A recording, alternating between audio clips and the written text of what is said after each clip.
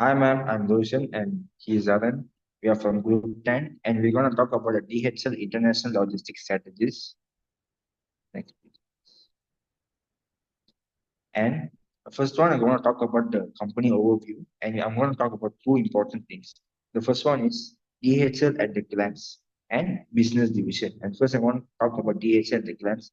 And this is going to about how DHL started. And it is founded in 1969 in Edzin, Dar Lebanon, Lebanon, and by Robert Benin, which is echoed by the dealership post between 1988 and 2002. This operation is over 220 countries and territories.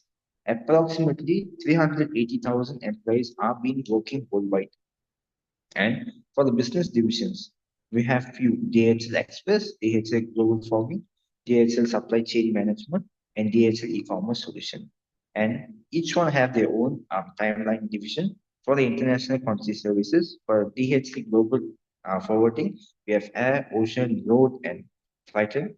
DHL Support Chain, which have a contract logistic and warehouses. And finally, for the DHL E-commerce Solution, we have B2C delivery services. Next one, please. And I want to talk about the next one is global transport network. We have four types of transportations. The first one is road transportation, which we have 34,000 plus vehicles worldwide. The first and last mile delivery networks, which have a cross-border tracking solution. Multimodal strategies, which have a seamless integration between transport. And we have a mode of selection based on the time, cost, and sustainability.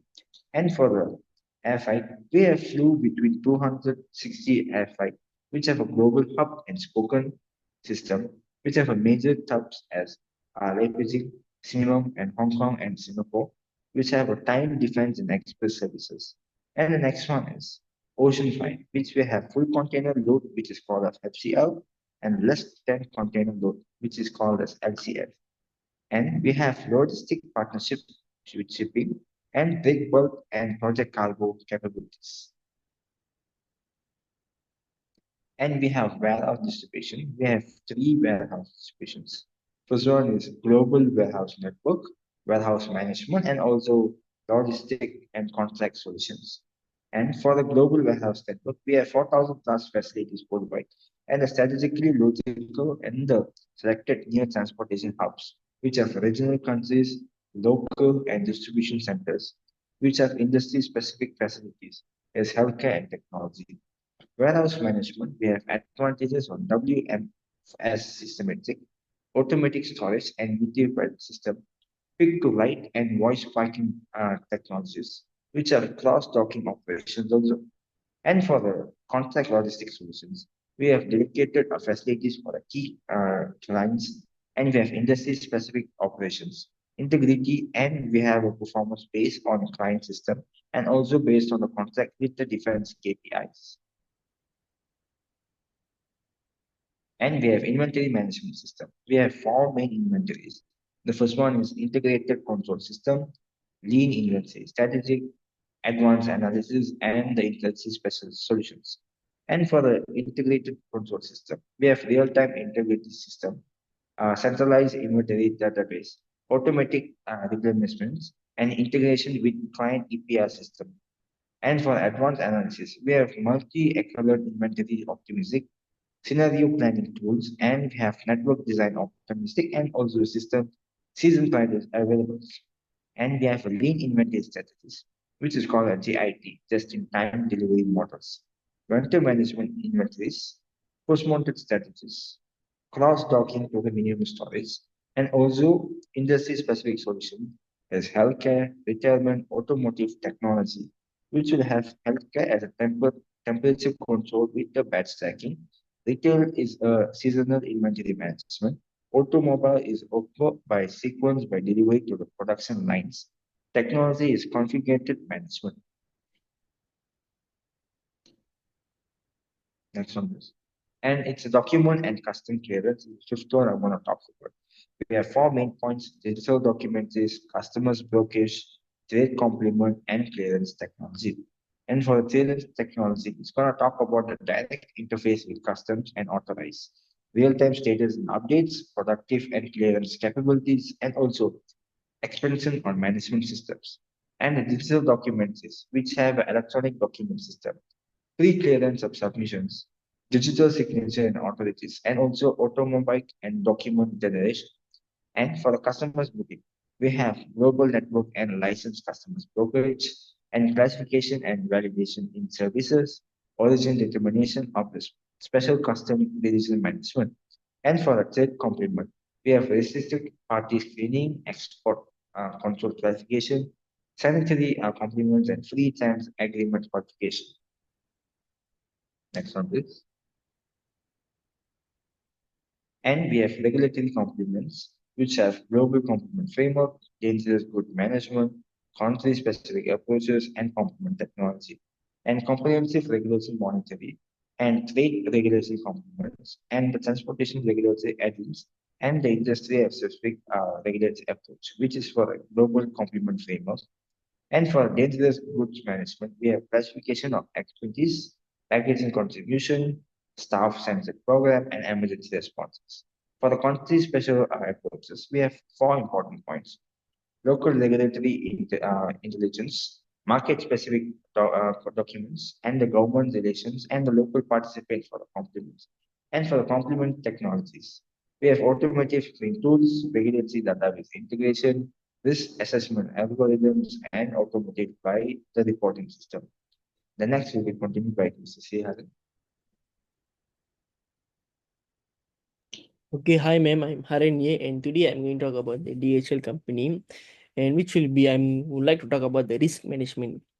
So for the risk management, we have four type of risk, which will be the risk assessment framework, business continuity planning, supply chain resilience, and insurance and financial protection. So for the risk assessment framework, which will we could see the operational risk evaluations and the financial risk management, continue with the supply chain risk analysis and the political and geography risk monitoring.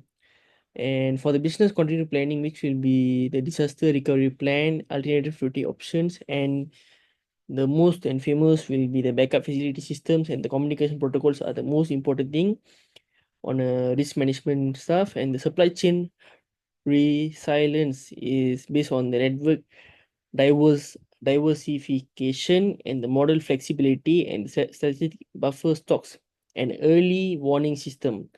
And continue with the insurance and financial protection, which will be the cargo insurance program, liability coverage, currency hedging strategy, and will be the payment security mechanisms for the risk management. Next, I will like to be talk about the technology and the innovation. So as for the technology and innovation, we can see the digital transformation.